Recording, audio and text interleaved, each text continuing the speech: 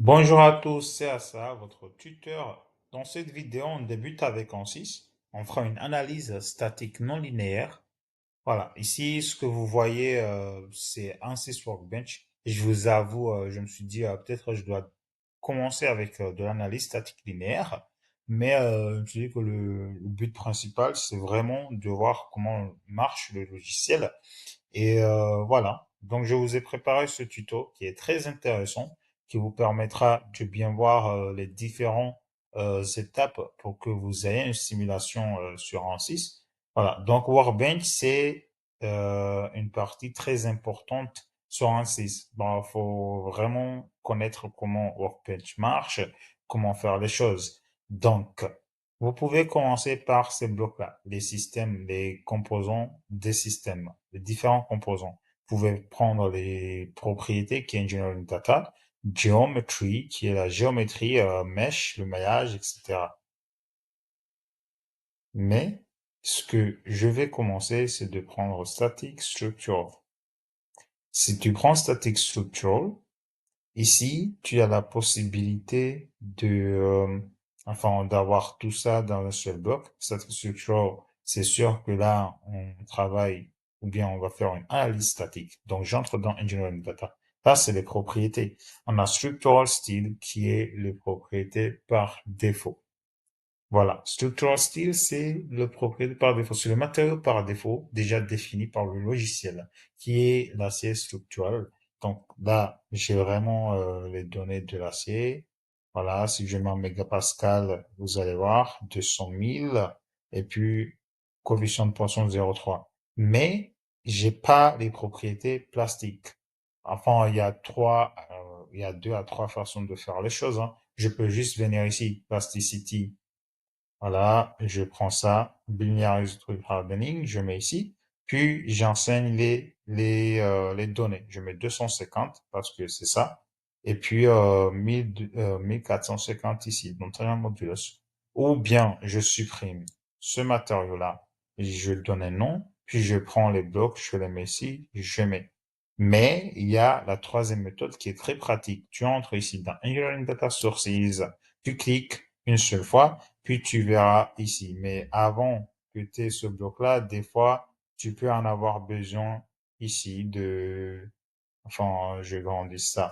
Ici, normalement, tu vas te retrouver euh, soit dans General Proper Material ici. Donc, tu auras Structural Style et les autres. Mais tu dois venir cliquer General Non-Linear Material. Voilà, je grandis un petit peu pour que voilà. General Non-Linear Material. Donc, je grandis là. Donc, tu vas prendre Structural Style non linéaire. Donc, comment l'ajouter? Tu cliques sur plus. Là, c'est déjà ajouté. Donc, comme là, tu l'as ajouté, tu fermes, tu rentres, tu verras. Quand tu regardes ici, tu verras les propriétés élastiques et les propriétés plastiques. Je mets mégapascal ici, mégapascal, mégapascal. Donc, yield strength, c'est 250 mégapascal, teneur mode bus, c'est 1450. Et là, OK, on a fini avec les propriétés. Maintenant, la géométrie, je clique droit. Ce que je peux faire, c'est New Discovery Geometry et New Space Claim que j'ai l'habitude de faire ou bien dans New Design Modeler. Mais le problème qu'on a, c'est mieux d'aller sur Design Modeler. Enfin, la structure que je vais avoir, la section que je vais choisir, c'est mieux ici dans New Design Geometry. Donc, je clique New Design Geometry. Donc, dans 2, 3 secondes, ça va s'ouvrir. Et là, ça s'est ouvert. Je clique sur XY Plane. Je clique ici. Et je prends la section en passant par Concept, Cross Section. Je prends la section I. Donc, c'est très facile de passer comme ça au lieu de les tracer, hein. Là, je renseigne les dimensions. Je vous ai préparé le document pour que vous puissiez voir W1, W2, 103. Et aussi, si vous voulez le site où j'ai pris ces données-là, vous pouvez m'écrire en commentaire. Je vous montrerai ce site-là si ça vous intéresse. Mais tous les données que vous en avez besoin sont déjà ici. Donc, c'est à vous de voir. W1, W2, 103, 106, le 3, 22, 8,8, puis 8,1. Donc, je renseigne ici, mais avant de renseigner, je change l'unité. Unité, c'était mètre, je mets millimètre. Et là, je peux mettre son 3, ici, son 3, puis son 6, 8,8, 8,8, puis 8,1. La entrée, je clique sur Generate. Donc, maintenant, qu'est-ce que je vais faire? Je vais cliquer sur Extrude. Et là, j'ai 30 mm, mais l'épaisseur, c'est 500. 500 mm ici. Donc, je mets 500, 500, entrée, puis Generate. Mais ici, ça m'écrit Geometry Not Selected. Mais pourquoi Not Selected? Euh, je clique le I. Et là, je crois que c'est OK. Mais je clique le I, je reviens dans Extrude. Voilà, je mets 500. C'est bon. Et puis, Generate. Voilà. Il a déjà généré l'épaisseur. Donc, j'ai la structure que je veux. Mais là, c'est pas encore fini. Pourquoi? Parce que je veux mettre des chanfreins. Alors, les chanfreins, je clique ici dans Chamfer. À gauche, chamfer. Je clique les edges. Un. Je maintiens le contrôle. Je clique l'autre. Je maintiens le contrôle. Donc là, j'ai cliqué ici, mais c'est l'autre côté, hein. Et qu'est-ce que je vais faire? Je donne ici. Le chanfrein, c'est 5 mm. Pourquoi 5 mm? C'est le donné que j'ai ici. Chanfrein 5 mm. Donc, ce que je vais faire, c'est generate. Mais il me dit géométrie non sélectionnée. Bah, je clique le I. OK. Quand tu cliques le i puis chanfrein. Donc, avant de faire, il faut cliquer le i d'abord. Donc, les edges encore. Voilà. Il faut cliquer sur la section avant de renseigner les éléments. Voilà. Donc, generate. Là, c'est bon. Les chanfreins, ils sont faits. Mais je dois supprimer le extrude numéro 1, le chanfrein numéro 2 parce que ils sont pas finis. Et je laisse ce qu'on a fait. L'extrude 2, le chanfrein numéro 2. Et là, OK, j'ai fini avec la géométrie. Je peux fermer. Je peux fermer, vous n'avez pas besoin de sauvegarder là-haut. Je reclique sur Workbench et là, vous voyez géométrie, propriété, tout est bon. Là, j'entre dans modèle. Je clique sur modèle. Voilà, ici, j'ai déjà ouvert le modèle dans ANSYS Simulation. Donc, qu'est-ce que je vais commencer par où? Tout d'abord, je regarde mon arbre. L'arbre ici, dans géométrie, je vois un point d'interrogation, c'est-à-dire on doit régler quelque chose. Je clique dans plus à solide. Quand je clique, je regarde ici, la couleur jaune, c'est là où on doit régler. Material Assignment. Je dois mettre la section, le matériau à la section. Donc, je clique sur ton style non linéaire, c'est le matériau qu'on avait choisi. Donc, tout est bon ici. Maintenant, on passe au maillage. Le maillage, il n'est pas encore fait. Donc, je prends la taille des éléments. Je prends par exemple 25. Voilà. Vous pouvez prendre 5 si vous avez un PC très performant ou 10 ou vous pouvez même aller jusqu'à 30 ou 40. C'est à vous de voir en fait. Plus vous raffinez, plus les résultats ils sont très précis. Mais là, je vais 25, c'est assez. Et je clique droit ici, je clique Generate Mesh.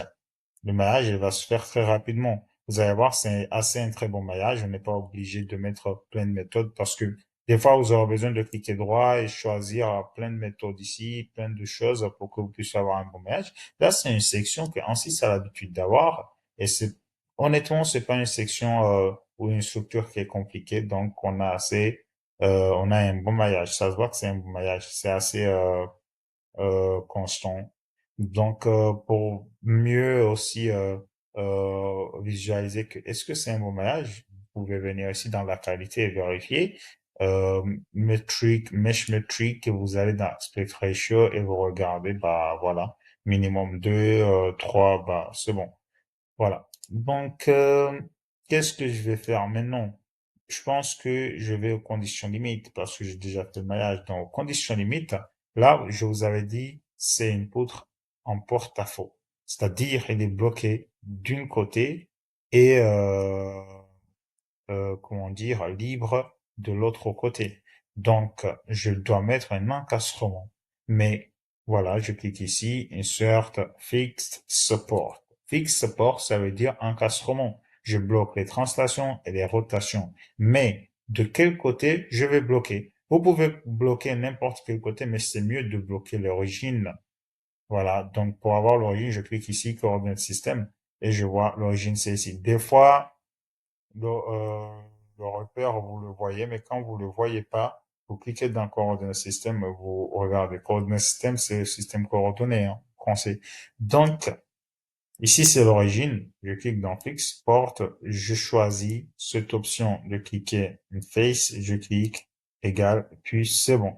C'est encastré. Maintenant, la pression. J'applique un effort, ça peut être force ou pressure. Je prends pressure, parce que les données m'a donné la pression, 4 mégapascal. Je reviens. Je peux donner. Mais, tout d'abord, faut savoir que l'analyse qu'on va faire, on va faire en deux étapes. C'est-à-dire, j'écris ici, conditions limites, ou bien type de calcul, hein. Voilà, type d'analyse. Dans notre analyse, on va faire un chargement et un déchargement, un déchargement. Donc, le chargement, on applique un effort, premier step. Le deuxième step, on enlève l'effort pour voir. Donc, je reviens. On a deux steps. Tout d'abord, avant de renseigner la valeur ici, je vais dans Analyse Setting. J'ai deux steps, le chargement et le déchargement. Donc, je mets deux steps. Pour l'instant, count step number, ça c'est pour le step 1. Donc, pour le step 1, auto time stepping, je mets on pour que je puisse mettre les sub-steps. Voilà. Donc, je mets, si vous avez un ordinateur très performant, vous pouvez aller jusqu'à 30, mais moi, je fais 15 pour que ça aille vite. Donc, même si c'est performant, mais vous pouvez aussi vouloir aller vite. Donc, vous allez réduire. Mais si vous avez vraiment le temps, ça vous dérange pas, vous pouvez aller jusqu'à 30, hein. Plus vous faites, enfin, vous allez vous augmenter, plus les résultats sont plus précis. Et aussi, côté maillage, etc., ce type de choses, voilà. Les résultats ne sont pas tellement différents, mais c'est mieux que ça soit très précis, c'est vrai. Et là, je mets 100. Entrée, voilà, tout est bien. Server type, ok. Large deflection, je mets on, que je puisse voir. On sait que on va aller en plastique, hein, parce que j'ai mis quand même un matériau plastique. Et c'est le but aussi de l'analyse de ce tutoriel pour que vous voyez vraiment, vous sachiez comment analyser quand on a un plastique, etc. Donc là, j'ai fini. Je reviens dans Pressure. Ici, vous pouvez aller aussi dans Step 2 pour que vous mettez, mais nous, on s'en fout. Parce que le step 1, c'est là où on aura le chargement, on pourra visualiser la plasticité. Et dans step 2, franchement, on va enlever l'effort et on sera dans le déchargement. La structure va revenir peut-être et nous, on s'en fout sur ça, quoi. Donc, ce que je vais faire, ou bien il va rester plastique, hein, parce que même si on enlève, je sais pas. Voilà. Mais nous, on s'en fout de ça, parce que le matériau, il ira directement en plastique et on s'en fout. On s'en fout. Quand il est en plastique, là, il restera en plastique et on s'en fout de ça. Donc, ce que je vais faire, je reviens dans Pressure. En temps normal, je peux mettre, mais ça, c'est ramped. Ramped, ça veut dire que c'est constante. Non, c'est pas ce qu'on veut faire. Donc, je clique dans Tabular, parce que ça change quand même. Quand je clique dans Tabular, je regarde ici, je vais dans Tabular Data. Donc, Tabular Data Step 0, Step 1, 0, 0. OK. Mais le Step 1, enfin, ça, c'est un step. Mais 2, c'est là où le Step 1 commence. Donc, Step 1, time 1 seconde, ou je sais pas. Donc, ici, je mets 4 pour le step 1, la pression, et le step 2, 0, parce que c'est un déchargement. Donc 0. Là, OK, on a fini avec le tabular data. Qu'est-ce que je vais faire maintenant? La géométrie, j'ai pas cliqué où j'applique la pression. Je clique, c'est en haut. Voilà, c'est là où j'applique la pression. Donc, j'ai déjà mis. Maintenant ici, dans Independent Variable Time, je clique Z ici. Pourquoi je clique Z? Parce que je veux vraiment capturer la plasticité dans ce plan-là. ou bien dans cette direction-là de Z. Donc, ici, graph control, j'ai mis Z. Ici, independent variable, c'est Z. Mais graph control x-axis, je vais avoir le temps que je puisse voir. Donc, le temps, je vois, tout est bien. Non, je regarde, c'est pas bien. Parce que si vous regardez bien, vous regardez time 1, le scale c'est 1, c'est-à-dire c'est bon, il va appliquer le step, il sera un chargement. Mais 2, je veux que ça soit, je veux qu'il prenne pas l'effort en compte, donc 0. Et là, je retourne dans Z pour bien vérifier, vous regardez. Je sais pas pourquoi il a mis ces valeurs-là, mais c'est faux. Parce que là, l'épaisseur c'est 500. 500, là on aura un chargement. Et franchement, je vais juste avoir ça, je supprime ça, on n'en a pas besoin. Juste j'ai 500 ici, voilà, et un chargement de 4 mégapascal. Donc là, tout est déjà fait. Même là, vous pouvez voir, c'est très bien. Voilà, qu'est-ce que je vais faire? Je clique droit, puis je lance la simulation. Solve. Et là, le calcul est en train de se réaliser. Il sera peut-être bien fait. C'est pas une structure qui est complexe, donc ça sera rapide. Et là, le calcul est fini. Vous pouvez voir ici, est fini. Donc, j'ajoute ce que je vais voir, déformation totale. Je vais aussi voir les déplacements, c'est strain équivalent total, ça c'est le déplacement, et puis les contraintes qui est stress equivalent. Et je clique droit, evaluate all results. Voilà, je vois la déformation, c'est ça, c'est ce côté-là où on a vraiment voilà, les déplacements plus rondes. Mais ce qui nous intéresse aussi, c'est ici. Donc, les contraintes. Je vois 148, mais je vais cliquer sur Animate. Je vais dans Graph. Je clique ici, l'animation. On regarde la valeur maximale, c'est 312. Donc, on a bien dépassé 250. Comme on a dépassé 250, ce qui veut dire que on a dépassé la limite élastique, donc le matériau va en plastique. Donc là, je vais mettre pause là pour bien faire la simulation. Donc là, il faut savoir que le matériau est en plastique. Si vous regardez, vous pouvez visualiser ça, mais on voit pas très très bien. Pour que vous puissiez très bien voir, je vais dans les apps ici, ok. Je vais dans ici le scale. J'exagère un peu que vous puissiez voir. Exagère encore. Là, regardez, on voit très bien.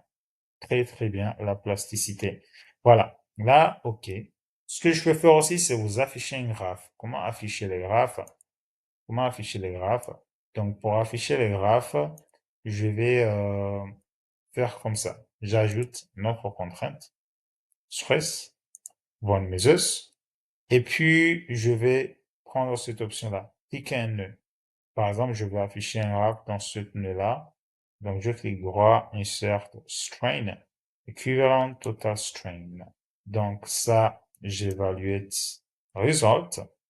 J'ai le résultat de ça. Donc, je clique la contrainte nouveau avec cette déformation-là. Je clique droit, non. Je vais dans home, puis il y a chart. Voilà, j'aurai un graphe de ça. Je clique dans le graphe ici. Je vois, il y a plein de choses dans le graphe. Qu'est-ce que je vais avoir? Je vais avoir contrainte en fonction de déplacement. Donc, c'est-à-dire stress en fonction de strain. Je vais ici pour mieux paramétrer mon graphe. Qu'est-ce que je vais avoir dans X? Je vais avoir déplacement. Donc, déplacement, c'est strain. Donc, strain maximal. Donc, c'est ça. Équivalent total strain. Qu'est-ce que je veux pas avoir? Je veux pas avoir le temps. Donc ici, le temps omit. Regardez ici, le temps, il est parti. Donc, output quantity, c'est ce que j'ai ici, ici, ce côté-là. Donc, c'est stress, le maximum que je veux avoir. Ça, c'est équivalent stress, mais minimum, omit. Je veux pas avoir. Ça, c'est équivalent stress maximum, c'est ce que je veux voir, je laisse. Équivalent total strain minimum, je veux pas avoir. J'enlève. Et là, c'est mon graphe. Qu'est-ce que vous pouvez vous réaliser là en regardant le graphe? En regardant le graphe, je vois un chargement qui va jusqu'à dépasser la limite élastique, mais dès qu'on est arrivé ici, un déchargement. Vous pouvez aussi afficher la contrainte en fonction du temps, hein. Donc, vous pouvez voir le temps jusqu'à là où le déchargement se passe. Donc, là, j'ai un chargement et puis un déchargement. Donc, c'est vraiment de ça ce qu'on s'attendait. Voilà, et c'est ce qui est arrivé. Autre chose, je clique dans tableur data. Vous voyez ici, j'ai les contraintes, les déplacements. Vous pouvez copier ici et puis coller dans Excel ou MATLAB ou d'autres logiciels pour avoir un graphe très très beau que celui-là. Donc ça c'est vraiment une simulation. Je voulais juste vous montrer comment le logiciel marche et aussi très intéressant de voir comment ça se fait. Donc dans l'animation vous voyez c'est très très beau.